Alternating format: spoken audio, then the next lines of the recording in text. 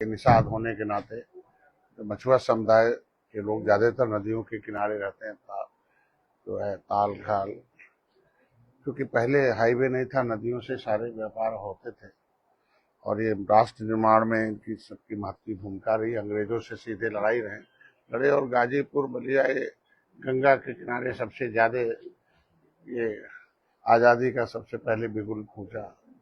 कानून से उजड़े लोग हैं, क्रिमिनल ट्राइब्स एक्ट से प्रभावित लोग हैं और आज बाढ़ से प्रभावित हैं। ये दैविक आपदा और बाढ़ के तो त्रासदी है, उसके उनके दर्द को शामिल होने आया हूँ।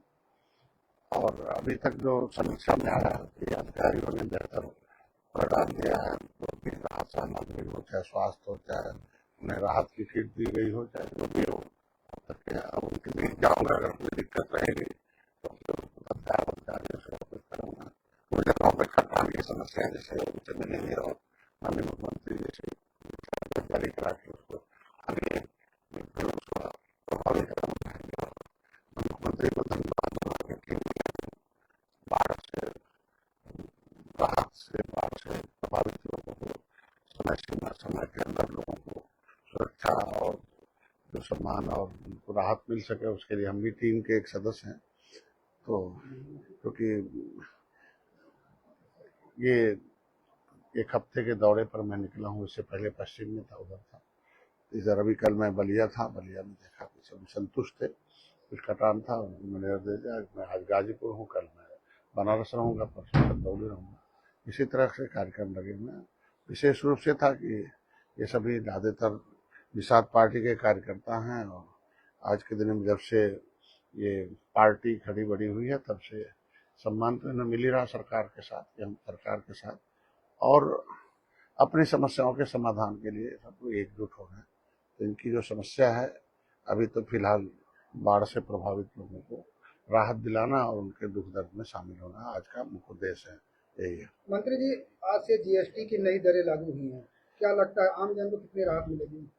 माननीय प्रधानमंत्री को मैं धन्यवाद दूंगा और वित्त मंत्री को भी, जो उनकी सोच रही है कि जन कल्याण, गरीब कल्याण, किसानों का कल्याण, देश का विकास हो। ऐसे में उनके कल्याण के लिए जो गरीब कल्याण से संबंधित दवाई है, खाना है, रोटी है, ये सब पर जीएसटी खत्म कर दिया है और चीजों पर भी बहुत कम कर दिया है। और जो वैभवशाली हैं, जो आलीशान या लोगों को ऐशो आराम की चीजें हैं, जो संविधान की जो आत्मा है, जिसमें है कि बड़े लोग जो है देश में बड़प्पन दिखाएंगे और टैक्स चुकाएंगे और उसके पैसे से गरीबों का कल्याण किया जाएगा और गरीबों को विकास की धारा में लाया जाएगा। संविधान सभा में आवाज उठी थी कि जो बड़े व्यापारी होंगे, बड़े जो होंगे, वो जो भी स्रोत होगा उसमें कुछ पैसा आय टैक्स देंगे और उससे लोगों को जो निचले पावदान पर उजड़े लोग हैं उनके बच्चों को शिक्षा, स्वास्थ्य, रोजगार दिया जाएगा। तो ऐसी स्थितियों में उन्होंने आज परिकल्पना को पूरा किया कि कम से कम जो रोजमर्रा की चीजें हैं, जैसे आम गरीब आम आदमी के लिए खाने पीने दवा का उसे फ्री कर दिया और बाकी पर कुछ अगर टैक्स बढ़ा है तो वो उसमें है कि जो दे सकते हैं। जो हाल के में जब संविधान बना था तो उसमें परिकल्पना भी की गई थी और कुछ पर तो स्लैब कर दिया कि आधा कर दिया, 18 से घटा के 5 कर दिया, जो 28 था उसे 12 कर दिया। तो ये चीजें में भी उसमें भी बहुत राहत है और इसके लिए मैं विशेष रूप से धन्यवाद दूंगा और सबको इसकी सराहना करनी चाहिए। मंत्री जी, जैसे भाजपा के आप घटक दल है, आपके बल को सरकार से कभी भी भाजपा के वरिष्ठ नेता भी आपके अपने घटक दल के नेताओं के साथ दुर्व्यवहार कर रहे हैं। एक कसक आपकी अगर वरिष्ठ जो शब्द है ये बड़ा बड़प्पन शब्द है। अब उसे अगर कोई आदमी अमर्यादित हो जाए तो उसे वरिष्ठ का एक अपमान है, शब्द का ही अपमान है। हमेशा अपने खून के रिश्तों को कायम रखना चाहिए लोगों को। मर्यादा पुरुषोत्तम भगवान राम के आदि बाल सखा निषाद राज के वंशज हैं, उसका ही है कि मर्यादित रहना चाहिए लोगों को और मर्यादित रहकर अपनी समस्याओं के समाधान के आगे बढ़ना चाहिए। ये तो इतिहास रहा राजनीति में सदियों से। जब देश की जब संविधान हुआ और देश लोकतंत्र हुआ तो शुरू में ही दलितों को आरक्षण की व्यवस्था दी गई, जिसमें इनकी लड़ाई लड़े अम्बेडकर जब आए और संविधान में उन्होंने ड्राफ्टिंग कमेटी चेयरमैन ने लिखा तो जो आरक्षण लिखा तो आरक्षण बिना मिले तो उनकी समस्या समाधान नहीं हुई। उसके लिए लोकतंत्र में उन्होंने कहा कि जिस समुदाय की राजनीतिक भागीदारी नहीं होगी उसको वो गर्त में चला जाएगा। तो राजनीतिक भागीदारी दिलाने के लिए उन्होंने RPI, Republican party of India और शेड्यूल्ड कास्ट फेडरेशन, दो पार्टी से, तो दोनों से चुनाव लड़ा। अंग्रेजों के समय लड़ा शेड्यूल्ड कास्ट फेडरेशन से, जब देश आजाद हुआ तो आरपीआई से लड़ा। लेकिन उनको रोकने के लिए कांग्रेस ने एक उन्हीं की बिरादरी में नेता पैदा किया बिहार से लाके, जिसको बाबूजी कहते हैं। फिर पिछड़ों के लिए आया कि पिछड़ों को आरक्षण मिल जाए, मंडल कमीशन आया, माननीय मुलायम सिंह जैसे उभरने लगे, तब तक एक आपने देखा होगा कि राम नरेश यादव को लाया गया, मुख्यमंत्री बनाया। उसी तरीके से मछुआरों का आरक्षण की अब लड़ाई ताल खाल से निकाल के ताल कटोरा में पहुंचा दिया, और जैसे ताल कटोरा पहुंचा दिया तो पूरा एक बड़ा एक हो गया कि नहीं, ये भी देश को आजाद कराने वाले 24 कैरेट के राष्ट्रवादी लोग हैं। इन्होंने धर्म नहीं स्वीकार किया, अंग्रेजों की गुलामी नहीं स्वीकार की, लड़ते रहे, उजड़ते रहे, मरते रहे। ये चीजें तो क्रिमिनल कास्ट से, कानून से जुड़े लोग हैं, संविधान में इनको हक दिया गया है। तो उनका हक देने के लिए अगर सरकार हमारी पहल कर रही है, माननीय मोदी योगी जी पत्र लिख रहे हैं, माननीय मोदी जी से आरजीआई से अटेस्ट कर रहे हैं, एक पहल हो रहा है। उस पहल में कुछ ऐसे नेता हैं जिनकी कुछ निजी महत्वाकांक्षाएं हैं, हमेशा विभीषण के रूप में आए। जैसे जमुना निषाद जब आए, वो भी एक आवाज थे हमारे यहाँ, और जैसे बसपा ने उन्हें आरक्षण की आवाज उठाए तो घटना के कारण उनको जेल जाना पड़ा, और जेल जाने के समय देश का निषाद पूरा आंदोलन कर रहा था उसके, और ये सारे लोग उसमें उस समय भी एक किस तरीके से उसका लाभ ले रहे थे। उसी तरीके से मैंने गोरखपुर में एक इतिहास रचा था 2018 में, हम लोगों ने Sapa, Baspa, Nishad party, peace party मिलकर, तो एक ऐतिहासिक रूप से जीत हुई गोरखपुर, फूलपुर, कैराना, नूरपुर, उसमें भी अवसर मिल गया। तो ऐसे ही सब अवसरवादी नेता लोग हैं, इनकी अब इनकी महत्वाकांक्षा अब तो कि समाज को नेता नहीं नीत चाहिए, दलितों को नेता नहीं नीत चाहिए था, तो नीत के लिए अम्बेडकर को पसंद किया, कांशीराम को पसंद किया, मायावती को पसंद किया, बहुत राम नरेश यादव को नहीं पसंद किया, मुख्यमंत्री थे, उन्हें नीत के लिए था कि नीत मुलायम सिंह बनवाएंगे पिछड़ों की, तो उनको पसंद किया। तो नीत बनाने के लिए निषाद पार्टी पैदा हुई है कि नीत से ही समस्या का समाधान होगा। नीत हमारा आरक्षण में है, तो अब नेता पसंद करना समाज बंद कर रहा है कि नहीं, नीत हमारा मिलना, नीत बननी चाहिए, और नीत हमारा आरक्षण है तो नीत बन के मिल जाए, पिछड़ों से नाम खारिज किया जाए, और अनुसूचित में हम लिखे हुए हैं और प्रमाण पत्र जारी किया, लिखना भी नहीं है, हमें परिभाषित करना, हमारा नाम फर्जी डाला गया ओबीसी में, तो ये काम होगा तब वो लगेगा। तो ऐसे नेताओं को नहीं करना। मंत्री जी इन दिनों जो है छात्रों पर लाठीचार्ज का जो मामला है उसको लेकर राजभर जी ने छात्रों के खिलाफ बोला है। अब छात्र जो है राजभर के खिलाफ ही उनके दरवाजे पर पहुंच कर विरोध प्रदर्शन कर रहे हैं। देखिए, हमारे बड़े भाई हैं राजभर जी, नेता बड़े हैं और सहयोगी भी हैं और अनुभवी नेता भी हैं, और आज के दिन में उनके किसी बयान को लेकर किसी को अगर आपत्ति थी तो उन्हें लोकतांत्रिक ढंग से समाधान के लिए बातचीत होना चाहिए, और लोकतंत्र में विरोध का अधिकार सबको है, लेकिन ये विरोध शालीनता और संयम के साथ होना चाहिए।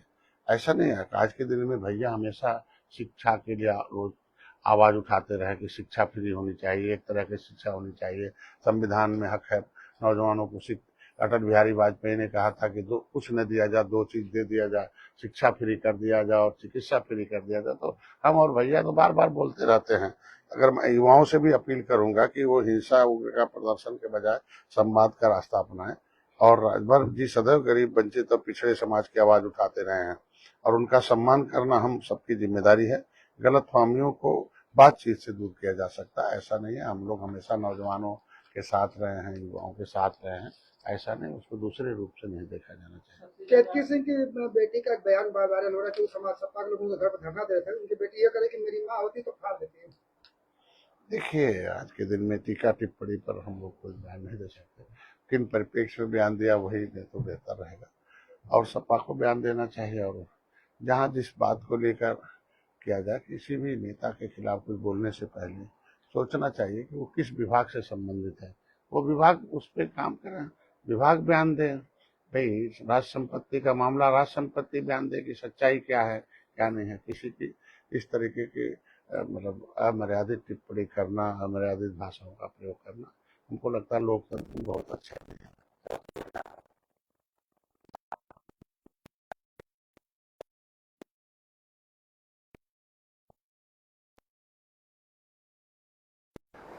इन निषादों के साथ प्रधानमंत्री की सोच रही है कि जब भी अभी टैरिफ की बात आई तो देखा होगा कि मछुआरों के हित में मोदी जी खड़े रहे।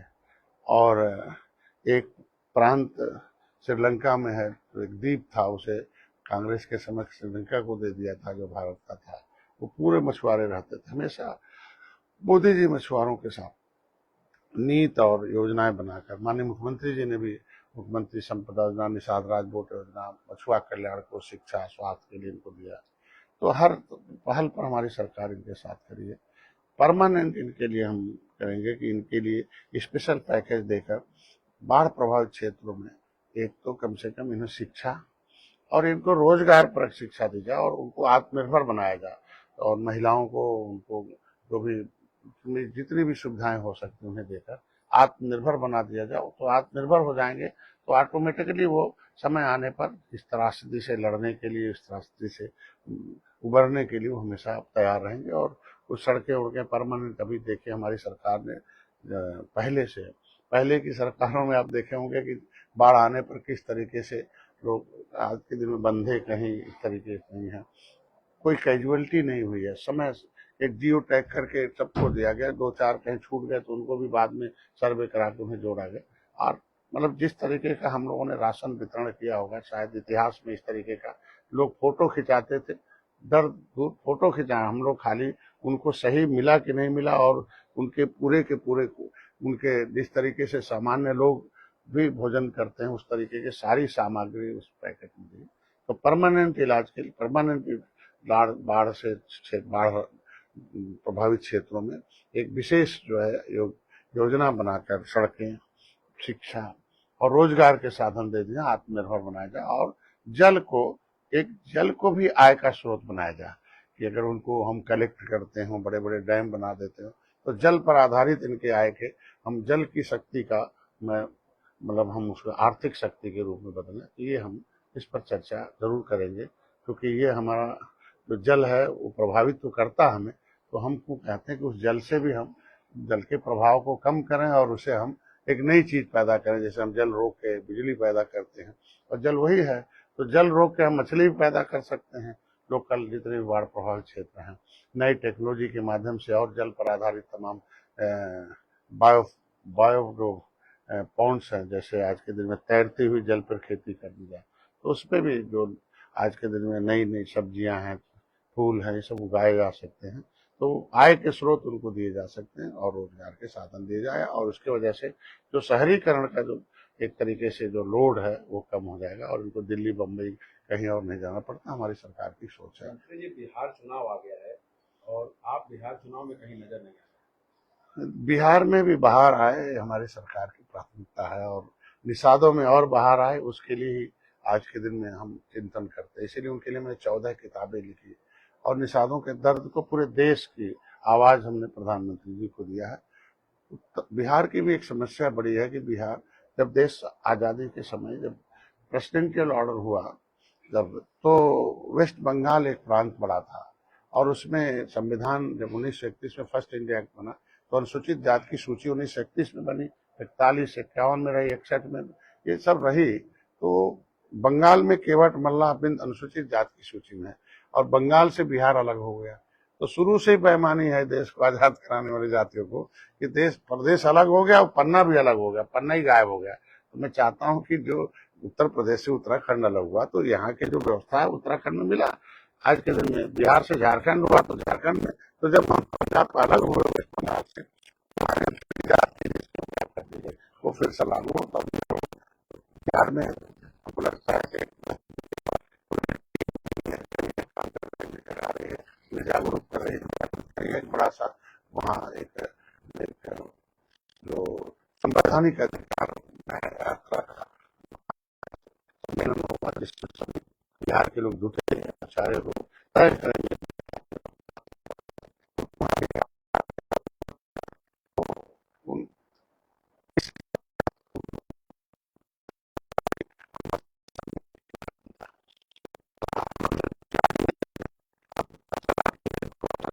जिनके पीछे समाज चला। प्रस्ताव 10 सालों से बर्बाद हो गया। तो ये तो दो नुकसान हुआ। अब वहाँ अनुसूचित जनजाति का प्रस्ताव हुआ तो उसको उत्तर प्रदेश में, भाई बिहार उत्तर प्रदेश सटा है, वहाँ जनजाति में मांग हो रहा है, यहाँ तो अनुसूचित जाति करे। तो ये हुआ कि सच्चाई जब सामने, तो ये थोड़ा सा इशारा किया कि वोट अधिकार या वो नहीं, वो संवैधानिक, वो संवैधानिक नहीं, संवैधानिक जो है, संवैधानिक अधिकार जो है उसकी जो है आरक्षण अधिकार यात्रा है इनका। तो ये संवैधानिक अधिकार मिला, और संविधान में ऑलरेडी अधिकार दिया है। लेदरमैन, वाशरमैन, फिशरमैन, ऐसे 66 समूह है देश के, जिनको निश्चित रूप से व्यापक हो तो पूरे देश में चल रहा है। इसकी वजह से आपने देखा होगा कि ताल से निकल के निषाद ताल कटोरा पहुंच गए और सारे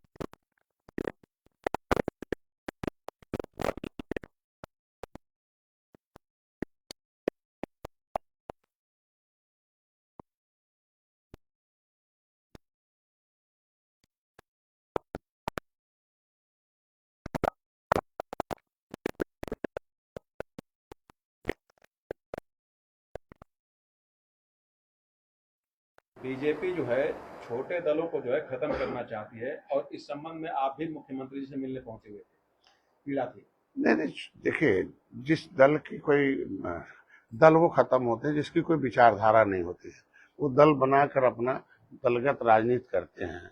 यहाँ विचारधाराओं पर राजनीति है। निषाद राज के वंशज हैं, हम अम्बेडकरवादी विचारधारा से, कि जो संविधान में है कि संविधान से देश चलता, संवैधानिक अधिकार दिया गया है कि दलदल में हो महल में आ जाए, जो निचले पावदान में ऊपर आ जाए, ऊपर वाले सहायता करें, ये हमारा। आप नाराज थे तो ये विचार आज के दिन में मैंने बताया कि आज के दिन में कि निश्चित रूप से वो बड़े भाई की भूमिका में अभिभावक हैं। तो अगर हम लोग विपक्ष की जो चट्टान की तरह भाजपा खड़े हैं और फर्जी पीडीए की हवा निकाल दी दिल्ली में, तब कुछ छोटे भैया जो क्या कहते हैं इम्पोर्टेंट नेता हैं और वो भाजपा की हवा निकालने लगेंगे, तो ये तो बताना पड़ेगा ना कि यही छोटे भैया कांग्रेस सपा बसपा का डुबाया नहीं है, तो वही यहाँ नैया डुबाने के लिए आ गया है। तो उनसे थोड़ा सतर्क रहना पड़ेगा, इतना बताना पड़ेगा। ये और कुछ आजकल बड़ी ट्रेंडिंग हो रही है, मोदी की मां को गाली दी जा रही ये है। मर्यादा पुरुषोत्तम भगवान राम का निषाद राज का धरती है, आत्मा परमात्माओं की धरती है, यहाँ आया मर्यादित टिप्पणी ठीक नहीं है। और मोदी की माँ से कोई जो राजनीति में नहीं है, जिनसे इनका दूर का रिश्ता नहीं है, और उन्होंने एक लाल पैदा कर दिया जो कमाल कर दिया देश में, कि अर्थव्यवस्था जो डूब रहा था उसे तीसरे नंबर पर ला दिया, और दुनिया में भारत की पहचान आत्मनिर्भर सशक्त भारत, आत्मनिर्भर भारत बना दिया, और उनकी माँ को गाली दिया जाए तो ये उचित नहीं है। हमको लगता है हाँ, निश्चित रूप से अभी तो शुरुआत है। अगर इसी तरीके से टिप्पणी करती रही विपक्ष, उन्हें 67 साल मिला था। कि विपक्ष के लोगों को पता नहीं क्या हो गया है, ये ऐसी ही राजनीति कर रहे हैं। इनको रोजगार की आवाज उठानी चाहिए, जनता की आवाज उठानी चाहिए, शिक्षा की आवाज उठानी चाहिए।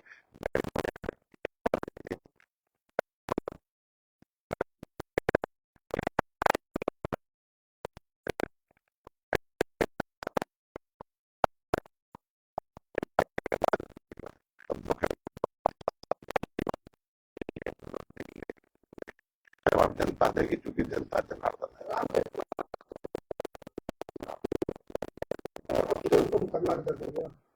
देखिए, हर धर्म में अपने धर्म का प्रचार करने का अधिकार दिया संविधान में, लेकिन संविधान में किसी धर्म पर टिप्पणी करने का अधिकार नहीं दिया। अपने धर्म का प्रचार करेंगे, धर्म को टिप्पणी करके भाषाओं का प्रयोग करके किसी भावनाओं को ठेस पहुंचाएंगे, ये संविधान के कानून में है, तो अपने उनके धर्म में आना पड़ेगा। हमको लगता है कि अपने जिस धर्म में अगर है, उस धर्म का प्रचार करना चाहिए, और शायद उस धर्म में कोई कटता नहीं है। अगर बौद्ध धर्म के अनुयायी कहते हैं तो बुद्ध जो है वो युद्ध नहीं चाहते थे। बुद्ध अशुद्ध लोगों को शुद्ध करने के लिए, जो अशुद्ध हो या अशुद्ध लोगों की सोच, उसे शुद्ध करने के लिए बुद्ध आए थे, और कुछ ऐसे कटता पैदा करने के लिए नहीं आए, एकता पैदा करने के लिए। इसे 84 देशों में बौद्ध हैं, वो एक करने के लिए आए। बिना एक किए पंडित दीनदयाल की उस सोच को नहीं पूरा किया जा सकता। बिना एक किए अम्बेडकर के उस जो सामाजिक न्याय के जो है बात नहीं की जा सकती, बिना एक के कांसी राम के उस सोच को नहीं लाया जा सकता, बिना एक के जो राम मनोहर लोहिया है उनकी भी वो परिकल्पना नहीं की सकती। एकता के लिए लोगों को आवाज और लोगों को संदेश या कोई भी भाषा बोला जाए तो एकता की बात हो, नैतिकता की बात हो। मतलब ये 2027 में नया गठबंधन हो सकता है। अभी तो फिलहाल जो इतिहास है 25 सालों का एनडीए का, हमको लगता है इतना बड़ा इतिहास गठबंधन का किसी का नहीं होगा। बाकी तो दल तो दिख जाते हैं, दिल अंदर से नहीं दिखते हैं, तो जिनके दिल ही नहीं मिलते हैं क्योंकि उनकी जो विचारधाराएं हैं एक दूसरे विपरीत रही हैं। कांग्रेस की विचारधारा के खिलाफ ही सभी पार्टियों का निर्माण हुआ है, तो जब विचारधारा के खिलाफ ही पार्टियों का निर्माण हुआ है तो वहां तो वैसे ही फोटो खिंचाते हैं, फिर उसके बाद इधर उधर चले जाते हैं। आप देखो दिखते कि हम एक गठबंधन है, पता चला कि मध्य प्रदेश में अलग आवाज आती है, छत्तीसगढ़ में अलग आवाज आती है, हरियाणा में अलग आवाज आती है, दिल्ली में अलग आवाज आती है, बिहार में देख लो अलग है। कितना दिन वो आवाज रहेगी एक वो उसके ऊपर है। आज के दिन में